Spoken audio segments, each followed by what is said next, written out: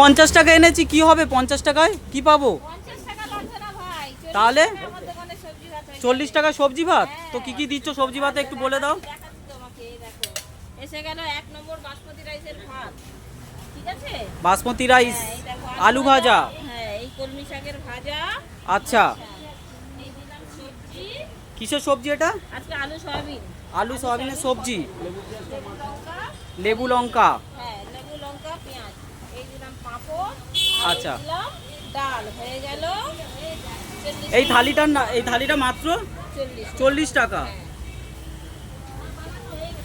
মানে আমি তাহলে 50 টাকা নিয়ে এসেছি, তাহলে অনেক বেশি এনেছি। টাকা রিটার্ন দিয়ে দেবো। আচ্ছা মানে 40 টাকা। দেখে নাও থালিটা কি কি ছিল এর মধ্যে। ডাল আছে, মিনিকেট রাইস আছে, লঙ্কা পেঁয়াজ পাঁপড়, আর এটা কি বলে দিদি? চাটনি আছে। আবার চাটনিও আছে সাথে। মানে 40 টাকার ঐতিহাসিক খাবার, তাই তো? বিশ্বের 1 নম্বর ঐতিহাসিক খাবার মাত্র 40 টাকায়। আর আসতে হবে কালীঘাটের দুই বোনের হোটেলে। হোটেলে এই দিয়ে দিলাম আমের চাটনি, খাবার পরে দেখে নাও আমের চাটনি দিয়েছি, দিয়ে দিয়েছে।